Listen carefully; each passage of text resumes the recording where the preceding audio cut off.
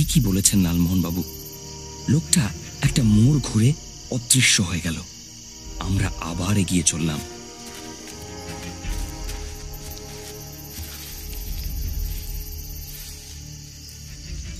একটা অদ্ভুত আওয়াজ শুনে আমরা তিনজন আবার থেমে গেলাম। কোত্থেকে আসছে আওয়াজটা? ফেলুদা বসে পড়ল, আমরাও। সামনে একটা প্রকাণ্ড মনসার ছোপ, সেটা আমাদের আড়াল করে রেখেছে।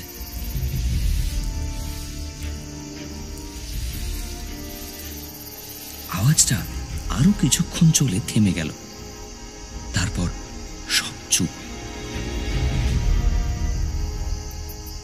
একি, চারদিক হঠাৎ অন্ধকার হয়ে গেল কেন?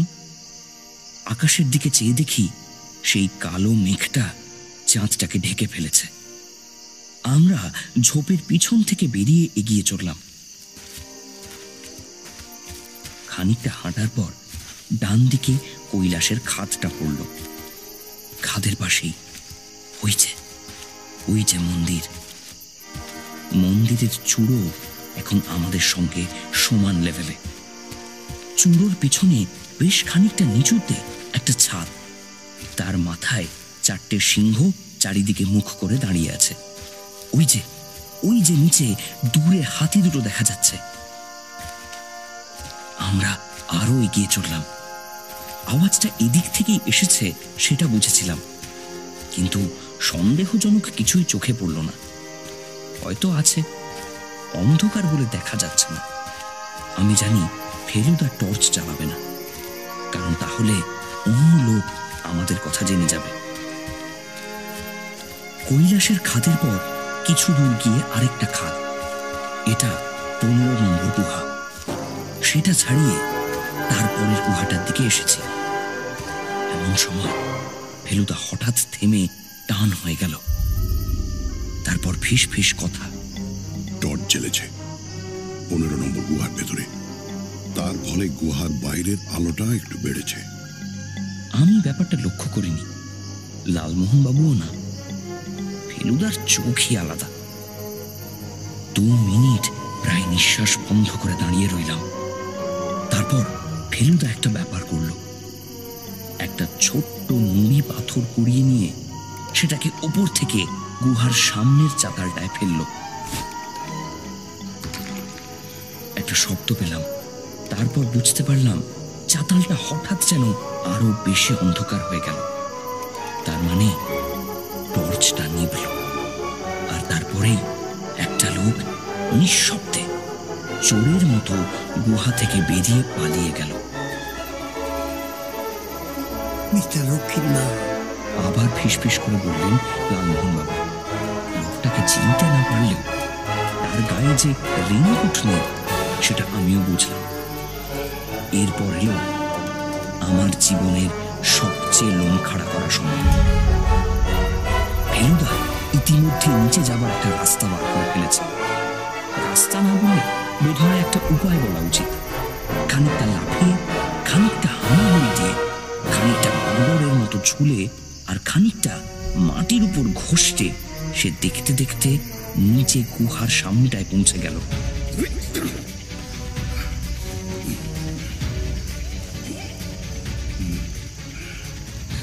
লালমোহন বাবু চাপা গলায় বললেন, গোয়েন্দাগিরিতে ফেল করলে সার্কাসের চাকরি বাঁধা।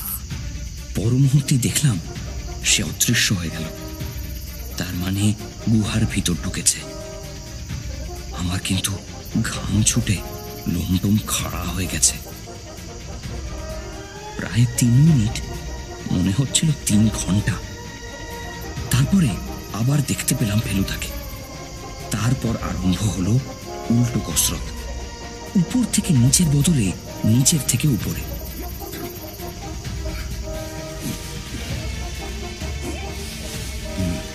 এক হাতে টর্চ, কাঁধে ব্যাগ আর কোমরে রিভলভার নিয়ে কিভাবে এরকম ওঠানামা সম্ভব তা ওই জানে। এটার নাম দশাবতার গুহা। দোতলা, দুর্দান্ত সব বুদ্ধি আছে, লোভনীয়। লোকটা খেয়েছিল বুঝলে? যত সহজ ভাবছিলাম তা নয়। প্যাঁচ আছে, রহস্য আছে, মাথা খাটাতে হবে।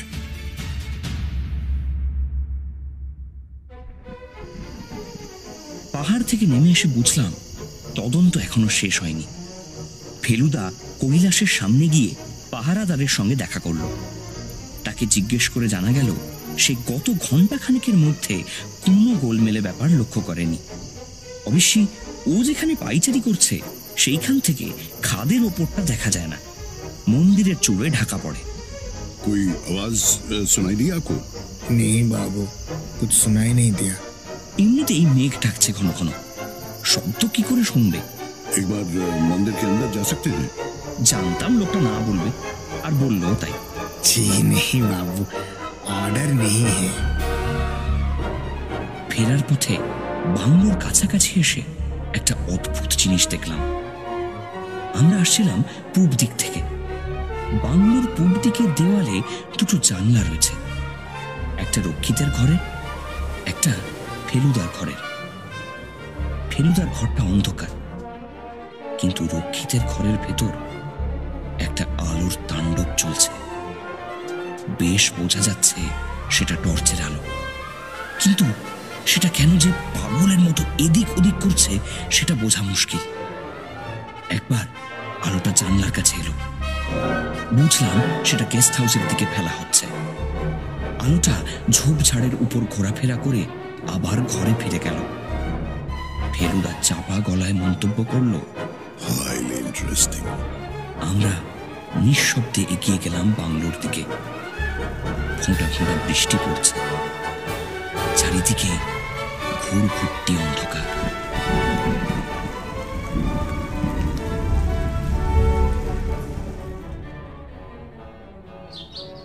আমি অনেক সময় দেখেছি যে আমাদের অ্যাডভেঞ্চারগুলো কখন যে কোন রাস্তায় চলবে সেটা আগে থেকে বোঝা ভারী মুশকিল হয়।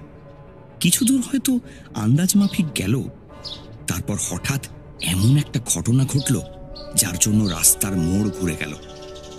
ফেলুদার মাথা আশ্চর্য ঠান্ডা বলে ও বাধা পেলেও বা বেকায়দায় পড়লেও কখনো দিশেহারা হয় না। কিন্তু আজ একটা ব্যাপারে তাকে বেশ বিরক্ত হতে দেখলাম। কাল রাত্রে কৈলাসের ওপরে গিয়ে যে শব্দটা শুনেছিলাম সে ব্যাপারে একটু তদন্তের দরকার বলে আমরা ঠিক করেছিলাম ভোরে ভোরেই কৈলাস চলে যাব। ফেলুদা রাত্রে মেকআপ তুলে শুয়েছিল। আজ সকালে আমাদেরও আগে উঠে সে তৈরি হয়ে নিয়েছে, আর আমিও সিঁথিটা ডান দিকে করে নিয়েছি। লালমোহনবাবুও কোনো একটা কিছু মেকআপ করতে চেয়েছিলেন, কিন্তু ফেলুদা বারণ করাতে চুপ করে গেলেন।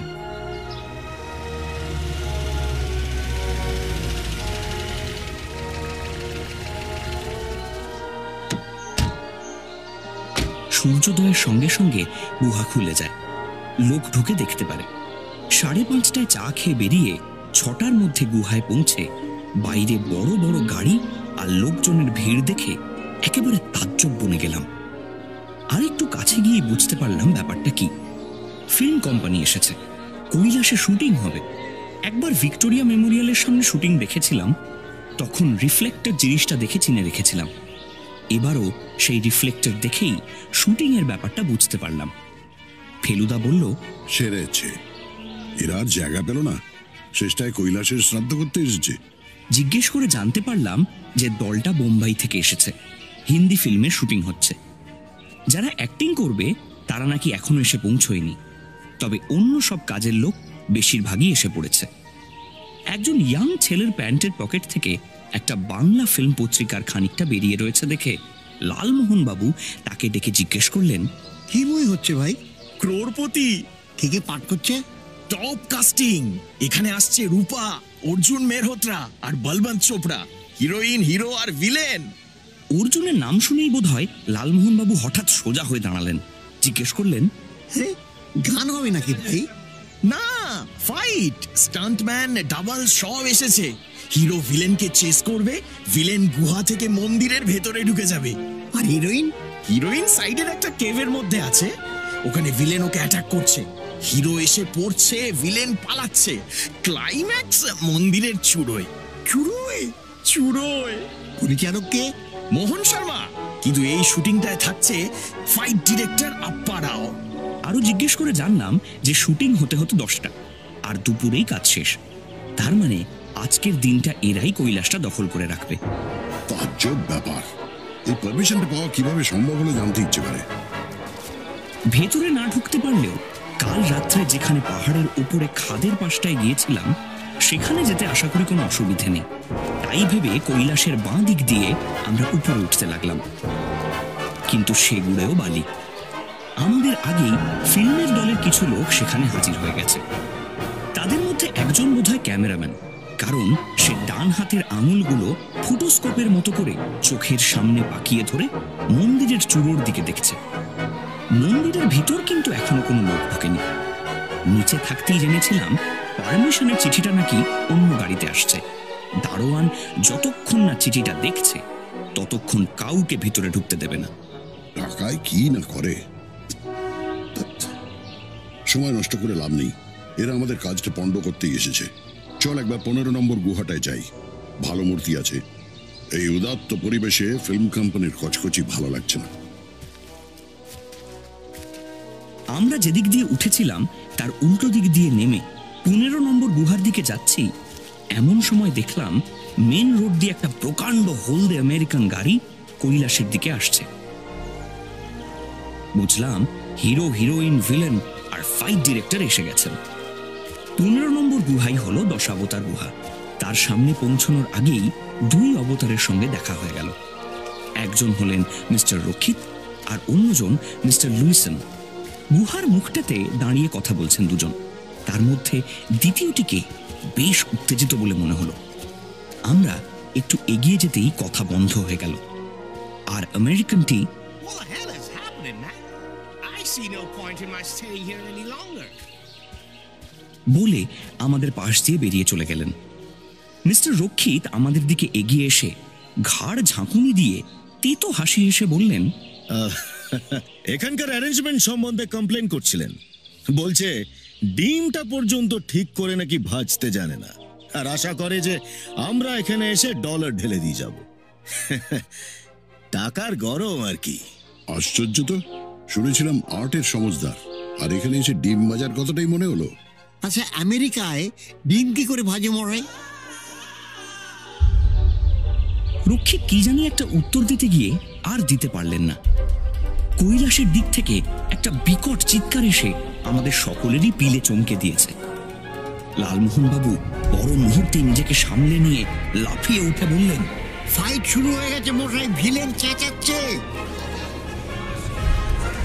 চিৎকারের পর আরো অন্য গলায় চেঁচামেচি শুরু হয়েছে। ফাইট হলে এত লোক চেঁচাবে কেন? আমরা ফেলুদার পিছন পিছন ব্যস্তভাবে কৈলাসের দিকে এগিয়ে গেলাম। এত ছোটাছুটি গোলমাল কিসের জন্য?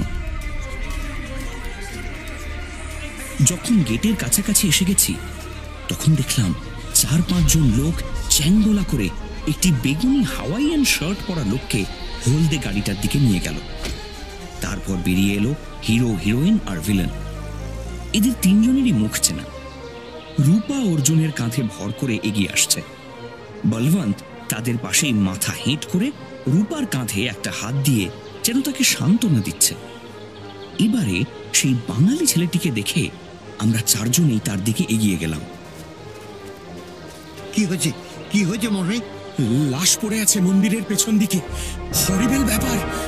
হাড়গোড় সব চ্যাংদোলা করে কাকে নিয়ে গেল? আব্বারাও।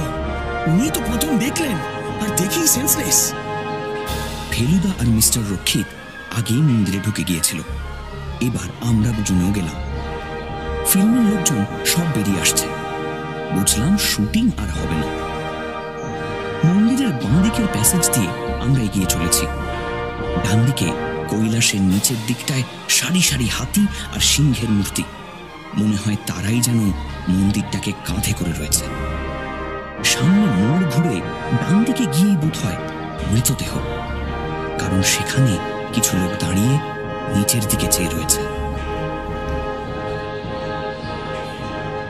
আমরা পৌঁছানোর আগেই মিস্টার রক্ষিত ভিড় থেকে বেরিয়ে আমাদের দিকে এগিয়ে এসে বললেন, ওদিকে যাবেন না, বিশ্রী ব্যাপার। আমারও যে খুব একটা যাবার ইচ্ছে ছিল তা নয়, কারণ এই ধরনের রক্তাক্ত দৃশ্য দেখতে ভালো লাগে না। তবু কে মারা গেছে জানার ভীষণ কৌতূহল হচ্ছিল। সে কৌতূহল মিটিয়ে দিল ফেলুদা। মিস্টার রক্ষিত চলে আসবার 1 মিনিটের মধ্যেই ফেলুদাও ফিরে এসে বলল, শুভঙ্কর বোস মনে হয় পাহাড়ের উপর থেকে সোজা পড়েছেন পাথরের মাটিতে।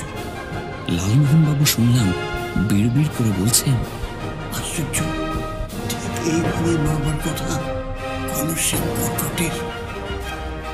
ফেলুদা আবার বাইরের দিকে চলেছে। আমরা দুজন তার পিছনে। মিস্টার রক্ষিত এগিয়ে গিয়েছিলেন। আমাদের আসতে দেখে থেমে বললেন, কাল রাত্রে যখন এদিকটায় বেড়াতে আসি তখনই দেখলাম ভদ্রলোক পাহাড়ের উপর উঠছেন। আমি বারণ করেছিলাম, ভদ্রলোক আমার কথায় কানই দিলেন না। তখন কি জানি যে লোকটা আত্মহত্যা করতে যাচ্ছে। মিস্টার রক্ষিত চলে গেলেন।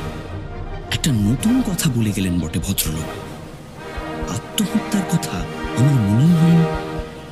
ফেলুদা মিস্টার রক্ষিতের কথায় যেন আমল না দিয়ে আবার কৈলাসের বাঁ দিক দিয়ে পাহাড়ে উঠতে আরম্ভ করল।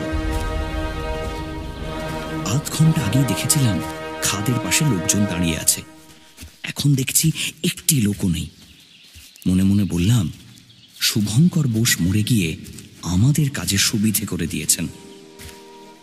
ফেলুদা দেখলাম বেশ বেপরোয়া ভাবে এগিয়ে গিয়ে খাদের ধারে দাঁড়িয়ে ঘাড় নিচু করে মন্দিরের পিছনে যেখানে মৃতদেহ পড়ে আছে সেখানটা দেখছে।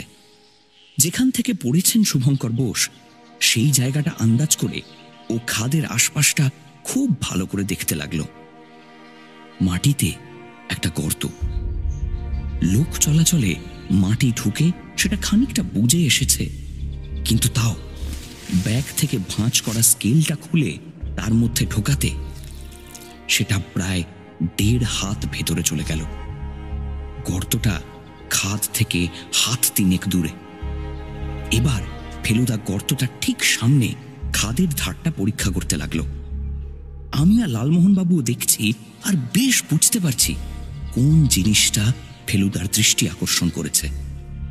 খাদের ধারের মাটিটার উপর একটা গভীর খাঁজ পড়েছে। কিছু বুঝতে পারছিস তোপসে? আমি চুপ করে আছি দেখে সে নিজেই উত্তর দিল, এটা দড়ির দাগ। একটা শাবল গোছের জিনিস গভীর ভাবে পুঁতে সেটা একটা দড়ি বেঁধে খাদের ভেতর ঝুলিয়ে সেটা ধরে কেউ নেমেছিল বা নামতে চেষ্টা করেছিল। কাল রাত্রে খসখস শব্দটা মনে পড়ছে? সেটা ছিল দড়িটাকে টেনে তোলার শব্দ। সামনে দিয়ে ঢোকার উপায় নেই, তাই পেছন দিয়ে ঢোকার এই ব্যবস্থা। কিন্তু দড়ি হলে 100 ফুট মানুষ ধরে নামবে, সে তো মোক্ষম দড়ি হতে হবে মশাই। নাইলনের দড়ি, হালকা অথচ প্রচন্ড শক্ত। তার মানে তো শুভঙ্কর বোস ছাড়া আরেকজন লোক ছিল। ন্যাচারালি সেই লোকই দড়ি টেনে তুলেছে, সেই শাবল দড়ি সরিয়ে ফেলেছে। সে শুভঙ্কর বোসের শত্রু বা মিত্র সেটা এখনো 16 আনা নিশ্চিতভাবে বলা যায় না, তবে একটা কারণে শত্রু বলেই মনে হয়। আমরা ফেলুদার দিকে চাইলাম। ফেলুদা তার শার্টের পকেটে হাত ঢুকিয়ে একটা ছোট্ট জিনিস বার করে হাতের তেলোয় ধরে আমাদের দেখালো। একটা ছেঁড়া কাপড়ের টুকরো, নীল রঙের কাপড়। কাল কাকে দেখেছি নীল শার্ট গায়ে? মিস্টার জয়ন্ত মল্লিক। কোথায় কোথায় পেলে ওটা? উপর হয়ে পড়েছিল শুভঙ্কর বোস, হাত দুটো ছড়ানো, বাঁ হাতটা মুঠো অবস্থায়। 2 আঙুলের মাঝখান দিয়ে টুকরোটা বেরিয়েছিল। দুজনের ধস্তাধস্তি হয় খাদের ধারে। শুভঙ্কর শার্ট খামচিয়ে ধরে, তারপর পড়ে যায়। টুকরোটা হাতে ছিঁড়ে আসে। ও ওপর থেকে ঠেলে ফেলে দিয়েছিল কি? তার মানে তো মার্ডার। ফেলুদা লালমোহন বাবুর কথায় কোনো মন্তব্য না করে গম্ভীরভাবে বলল, একটা কথা বলতেই হবে, কৈলাস এখনো অক্ষত রয়েছে, আর সেটার জন্য দায়ী শুভঙ্কর বোস। তিনি মরলেন বলেই মূর্তি চোখে কাজ না সেরেই পালাতে হল। আর সেই সঙ্গে লালমোহন বাবু ভবিষ্যৎ নিয়ে বলে গেল, কৈলাসের সত্যি লাশ পাওয়া গেল।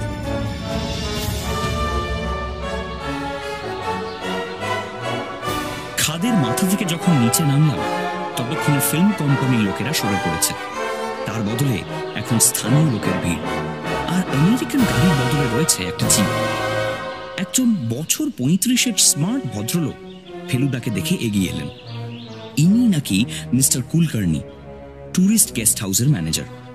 ভদ্রলোক বললেন, কাল রাত্রে যে মিস্টার বোস ফেরেননি সেটা আজ ভোরে জানা গেছে। এটি বেয়ারাকে পাঠিয়েছিলাম ওর খোঁজ করতে, সে না পেয়ে হতাশ হয়ে ফিরে আসে। এখন কি ব্যবস্থা হচ্ছে? ঔরঙ্গাবাদে খবর পাঠানো হয়েছে, সিটি ভ্যান আসছে, ডেড বডি মর্গে নিয়ে যাবে। মিস্টার বোসের ভাই আছেন দিল্লিতে, লাশ শনাক্ত করার ব্যাপারে তাকে খবর পাঠানো হচ্ছে। Very sad. ভদ্রলোক সত্যি পণ্ডিত ছিলেন, আগেও একবার এসেছিলেন 68-এ, গেস্ট হাউসেই ছিলেন, ইলোরার ওপর বই লিখছিলেন। আপনাদের এখানে থানা নেই? একটা পুলিশ আউটপোস্ট আছে, ছোট জায়গা তো। একজন অ্যাসিস্ট্যান্ট সাব ইন্সপেক্টর চার্জে আছেন, মিস্টার ঘোটে, আপাতত ডেড বডি ইন্সপেক্ট করছেন। আমার সঙ্গে আলাপ করিয়ে দিতে পারেন? সার্টেনলি, ভালো কথা। কুলকার্নি কি যেন একটা গোপনীয় কথা বলতে চাইছেন, কিন্তু আমরা দুজন বাইরের লোক রয়েছে বলে ইতস্তত করছেন। ফেলুদা বলল, আপনি এদের সামনে বলতে পারেন। কুলকার্নি আশ্বস্ত হয়ে বললেন, আজ সকালে বম্বেতে একটা ট্রাঙ্ক কল হয়েছে। মল্লিক? হ্যাঁ। কি বললো, নোট করেছেন? কুলকার্নি পকেট থেকে একটা কাগজের স্লিপ বার করে সেটা থেকে পড়ে বললেন, মেয়ে বালু আছে, আজ রওয়ানা হচ্ছি। মেয়ে ভালো আছে, আজ রওনা হচ্ছে। আবার আবার সেই মেয়ের ব্যাপার। যাওয়ার কথা বলেছে কিছু? উনি তো আজই সকালে যেতে চাইছিলেন, কিন্তু আমি আপনার কথা ভেবেই একটা ফন্দি বার করে যাওয়াটা পিছিয়ে দিয়েছি। ও ট্যাক্সি ড্রাইভারকে হাত করে নিয়েছি। ডিফারেন্সিয়াল গন্ডগোল, গাড়ি সারাতে টাইম লাগবে। ব্রাভো, আপনি অত্যন্ত বুদ্ধিমানের কাজ করেছেন। ফেলুদার তারিফে কুলকার্নির চোখ খুশিতে জল জল করে উঠল। ফেলুদা একটা চারমিনার ধরিয়ে বলল, ও ভালো কথা। আপনার এই ঘোটে লোকটি কেমন? বেশ লোক, তবে মন মরা হয়ে থাকে। এই জায়গা তার ভাল লাগে না। কবে প্রমোশন হবে, ঔরঙ্গাবাদে পোস্টেড হবে, তাই দিন গুনছে। আসুন না, আলাপ করিয়ে দিই। মিস্টার ঘোটে কেভ থেকে বেরিয়ে এসেছেন, কাছাকাছির মধ্যেই ছিলেন। কুলকার্নি তাকে ডেকে এনে, mister ঘোটে, meet Mr. Mitter. He's a famous private investigator. Nice meeting you, sir. ভদ্রলোক লম্বায় 5.5 ফুট, চওড়াতেও প্রায় ততখানি বলে মনে হয়। তার উপরে আবার চার্লি চ্যাপলিনের মতো গোঁপ, কিন্তু মোটা হলে কি হবে, হাঁটা চলা বেশ চটপটে। ঘোটের সঙ্গে কথা বলার আগে ফেলুদা আমাদের দিকে ফিরে বলল, তোরা বরং বাংলায় ফিরে যা, আমি ভদ্রলোকের সঙ্গে একটু কথা বলে আসছি। কি আর করি, গেলাম ফিরে বাংলায়। ভোরে শুধু চা খেয়ে বেরিয়েছিলাম, তাই বেশ খিদে পাচ্ছিল।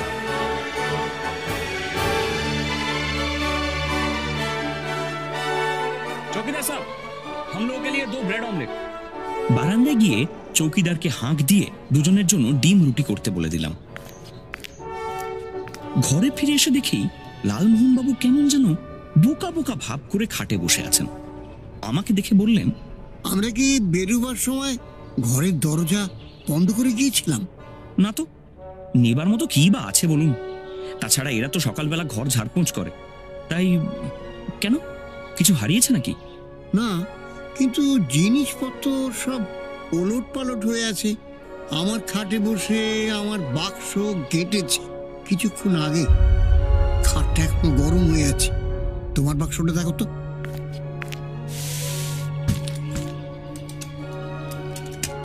সুটকেসটা খোলা মাত্র বুঝতে পারলাম সেটা কেউ ঘাঁটাঘাঁটি করেছে। যেটা যেখানে ছিল সেটা সেখানে নেই। শুধু বাক্স না, বালিশ টালিশও এদিক ওদিক হয়ে আছে। এমনকি খাটের তলাতেও যে খুঁজেছে সেটা আমার চটি জোড়া যেভাবে রাখা হয়েছে তার থেকে বুঝতে পারছি। লালমোহনবাবু বললেন, কিসের জন্য সবচেয়ে ভয় ছিল জানো? আমার নোটবুকটা। সেটা দেখছি নেয়নি। অন্য কিছু নিয়েছে নাকি? ওই কিছুই তো নিয়েছে বলে মনে হচ্ছে না। তোমার? আমারও তাই, কিছুই নেয়নি। যে এসেছিল সে বিশেষ কোনো একটা জিনিস খুঁজতে এসেছিল, সেটা পাইনি। একবার চৌকিদারকে জিজ্ঞেস করলে হয় না? কিন্তু চৌকিদারকে জিজ্ঞেস করে কোনো ফল হলো না। সে বাজার করতে গিয়েছিল। তখন যদি কেউ এসে থাকে, এখানে কোনোদিনও কিছু চুরি টুরি যায় না, কাজেই বাইরের লোক এসে ঘরে ঢুকে জিনিসপত্র ঘাঁটাঘাঁটি করে যাবে, এটা তার কাছে খুবই আশ্চর্য লাগলো। হঠাৎ মনে হলো ফেলুদার ঘরে লোক ঢুকেছিল কিনা সেটা জানা দরকার। গিয়ে দেখি ফেলুদা ঘরের দরজা লক করে গেছে। সেটার অবশ্যই কারণ আছে। ও নিজে ছদ্মবেশে রয়েছে বলে ওর একটু সাবধান হতে হয়। লালমোহন বাবু বললেন, একবার মিস্টার রক্ষিতকে জিজ্ঞেস করবে নাকি? কাল রাত্রে জানলা দিয়ে টর্চের খেলা দেখে আমার এমনি রক্ষিত সম্বন্ধে একটা কৌতূহল হচ্ছিল। তাই লালমোহন বাবুর প্রস্তাবটা মেনে নিয়ে দুজনে ভদ্রলোকের দরজায় গিয়ে আস্তে করে টোকা মারলাম। কয়েক সেকেন্ডের মধ্যেই দরজা খুলে গেল। কি ব্যাপার? ভেতরে এসো। ভদ্রলোক যে খুব একটা খুশি খুশি ভাব দেখালেন তা নয়, তাও যখন ডাকছেন তখন গেলাম। আপনার ঘরে কি লোক ঢুকেছিল? ভদ্রলোক লালমোহন বাবুর দিকে তাকাতেই বুঝলাম ভাবগতিক ভালো নয়। চাপা অথচ ঝাঁঝালো গলায় বললেন, আপনাকে বলে তো কোনো লাভ নেই, আপনি কানে শোনেন না।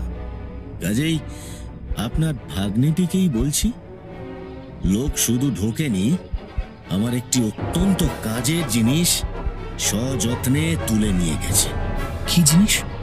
আমার রেনকোট, বিলিতি রেনকোট। আজ 25 বছর ধরে ব্যবহার করছি। মেজ মামা তো চুপ, কালা সেজে আছেন। আমি খুব জোরে চেঁচিয়ে তাকে খবরটা দিয়ে দিলাম। মেজ মামা, উনি বলছেন ওনার রেনকোট চুরি গেছে। রেনকোট? ও, কাল রাত্রিরে নিয়েছিল কি? কাল দেখলো আপনি কি যেন খুঁজছেন। আপনার ওই টর্চটা? না, কাল রাত্রে একটা চামচিকে ঘরে ঢুকেছিল। বাতি নিভিয়ে টর্চ জেলে সেটাকে তাড়াতে চেষ্টা করছিল। কাল আমার কোনো জিনিস খোয়া যায়নি, গেছে আজ সকালে। আর আমার ধারণা সেটা নিয়েছে চৌকিদারের ওই ছেলেটা। এই কথাটাও চেঁচিয়ে মেজ মামাকে শুনিয়ে দিলাম। উনি সন্দেহ করছেন চৌকিদারের ছেলে সে রেনকোটটা নিয়ে গেছে, বুঝলেন? ও আচ্ছা আচ্ছা আচ্ছা আচ্ছা, শুনে খুব দুঃখিত হলাম। ছেলেটার দিকে তো চোখ রাখতে হবে এবার থেকে। এরপরে আর কিছু বলার নেই। আমরা ভদ্রলোককে ডিস্টার্ব করার জন্য ক্ষমা চেয়ে ঘর থেকে বেরিয়ে এলাম। চৌকিদার ডিম রুটি এনে দিয়েছিল। দুজনে খাবার ঘরে বসে খেলাম। আমেরিকায় ডিম কি করে ভাজে জানি না, আমাদের এই খুলদাবাদের ডিম ফ্রাই বেশ ভালোই লাগছিল। ঘরে কে ঢুকে থাকতে পারে সেটা ভাবতে মনটা খচখচ করছিল, কিন্তু এখন মনে হচ্ছে সেটা হয়তো সত্যিই চৌকিদারের ওই ছেলেটা।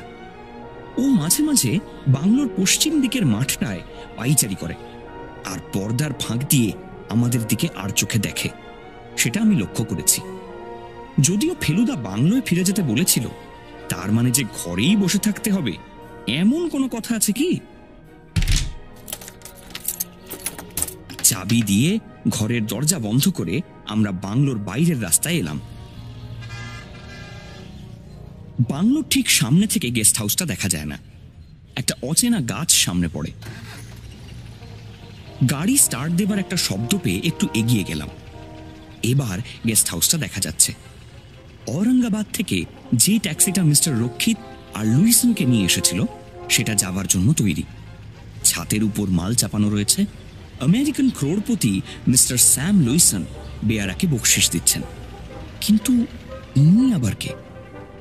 আরেকটি লোক গেস্ট হাউস থেকে বেরিয়ে আসছেন। লুইসনের সঙ্গে হাত নেড়ে কথা বলছেন।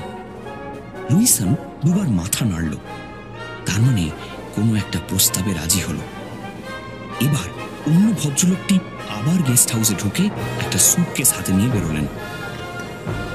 ড্রাইভার গাড়ির পিছনের ডালা খুলে দিল। বাক্স ভিতরে ঢুকে গেল। ডালা বন্ধ হলো। আমার বুকের ভিতর ভীষণ ধুকপুকুনি। লালমোহন বাবু আমার হাত খামচে ধরলেন। জয়ন্ত মল্লিক নিজের গাড়ির জন্য অপেক্ষা না করে আমেরিকানের সঙ্গ নিয়ে পালাচ্ছেন। ড্রাইভার তার জায়গায় গিয়ে বসল। চৌকিদারের সাইকেল! আমি চেঁচিয়ে উঠলাম। ট্যাক্সি স্টার্ট দেবার শব্দ পেলাম।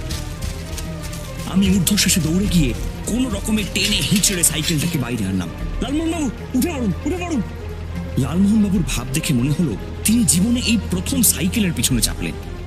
আমি জানি অন্য সময় হলে চাপতেন না, কিন্তু অপরাধী পালিয়ে যাচ্ছে, এছাড়া গতি নেই। ট্যাক্সি বেরিয়ে চলে গেল।